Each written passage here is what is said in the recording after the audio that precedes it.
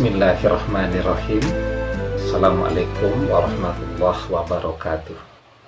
Bapak-bapak, ibu-ibu, mas-mas, mbak-mbak, khususnya adik-adikku sekalian yang dirahmati Allah dimanapun Anda berada, kembali di IIP Channel bersama saya IIP Wijayanto.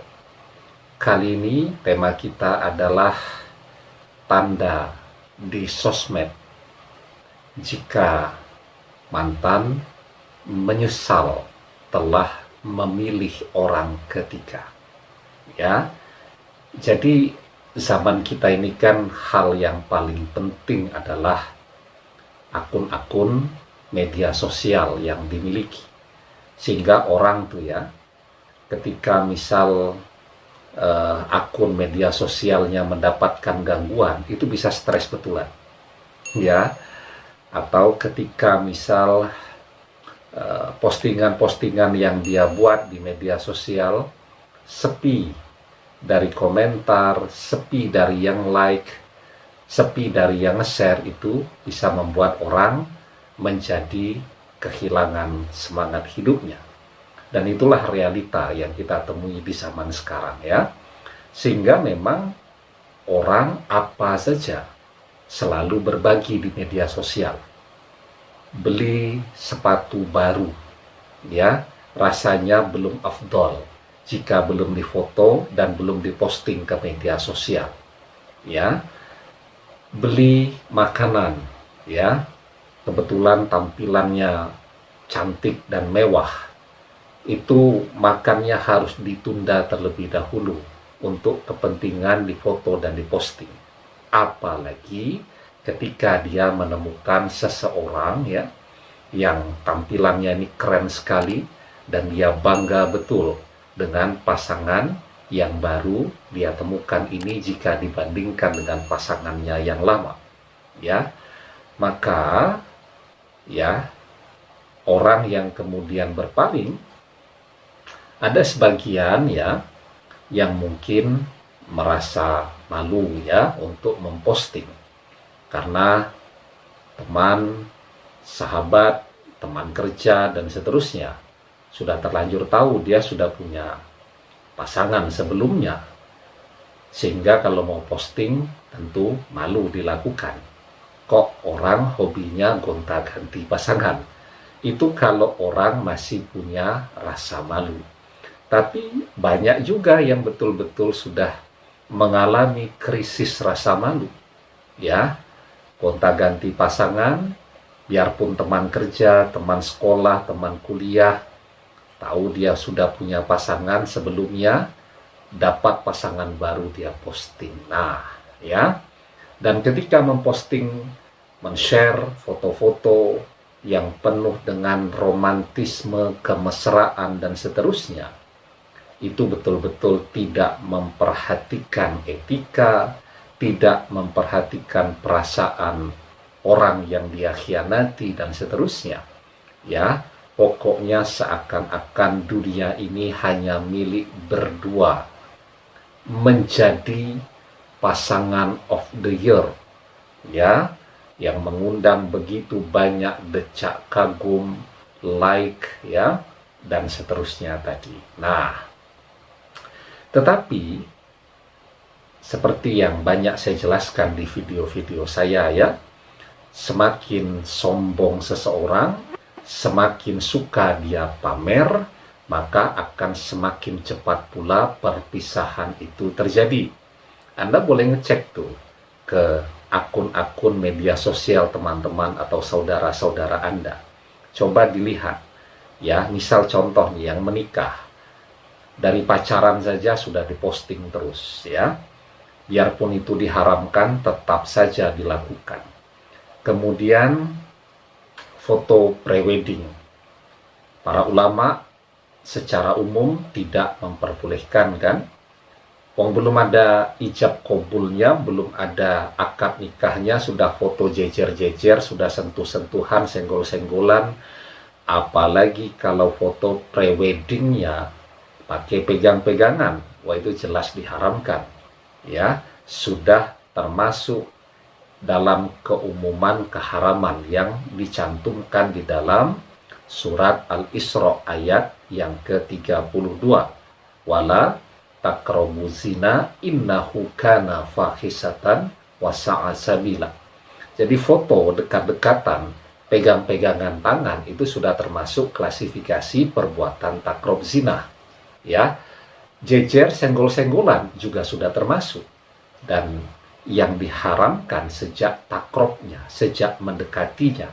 Karena orang tidak akan melakukan zina yang besar tanpa mengawalinya dari yang kecil-kecil terlebih dahulu.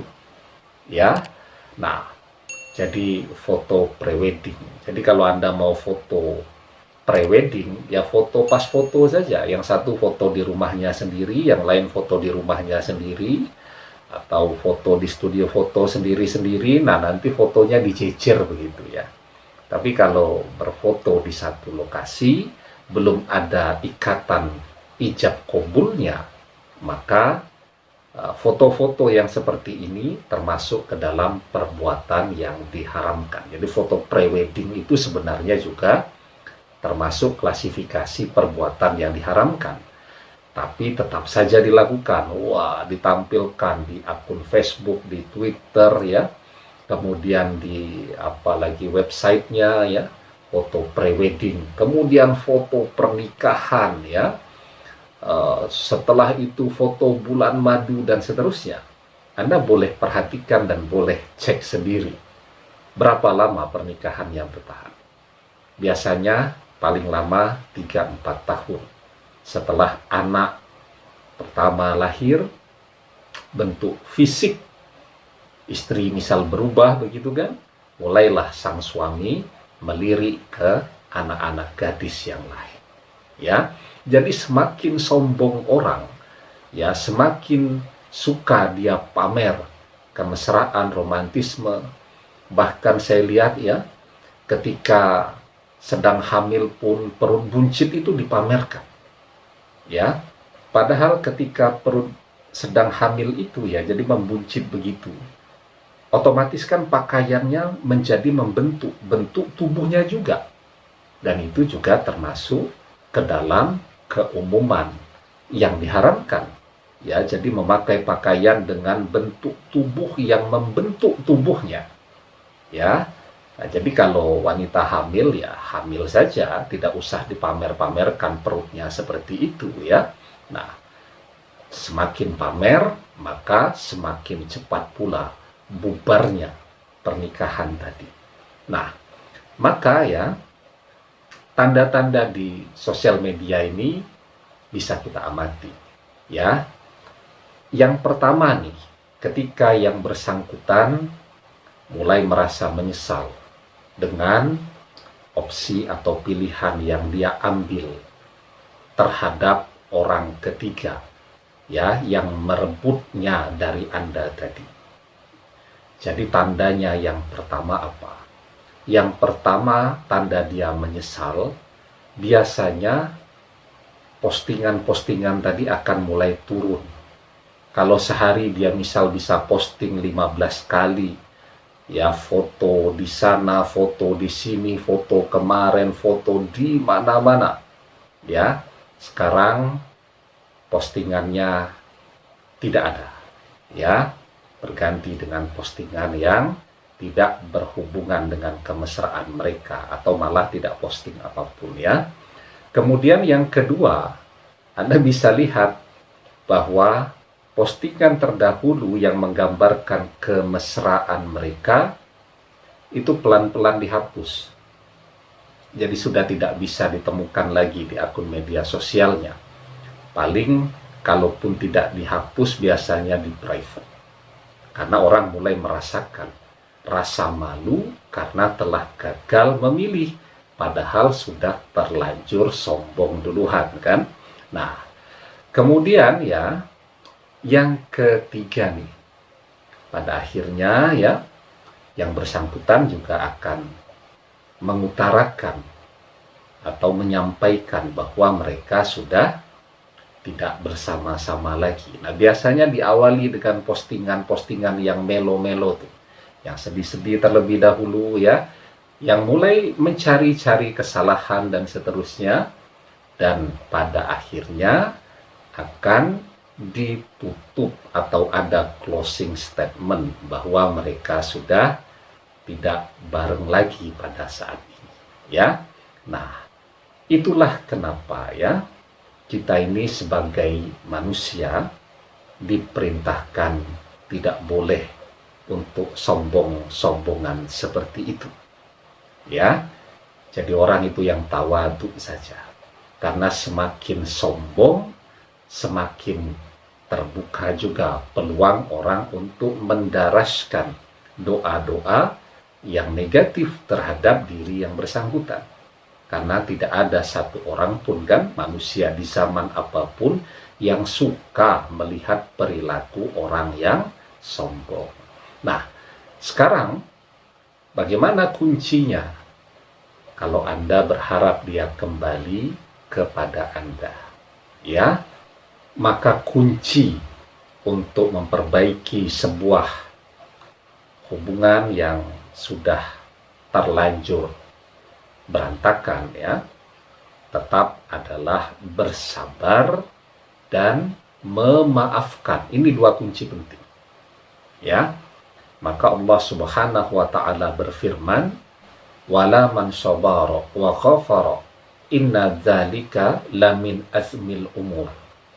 Tetapi orang yang bersabar dan memaafkan, sesungguhnya perbuatan yang demikian itu termasuk hal-hal yang diutamakan, ya.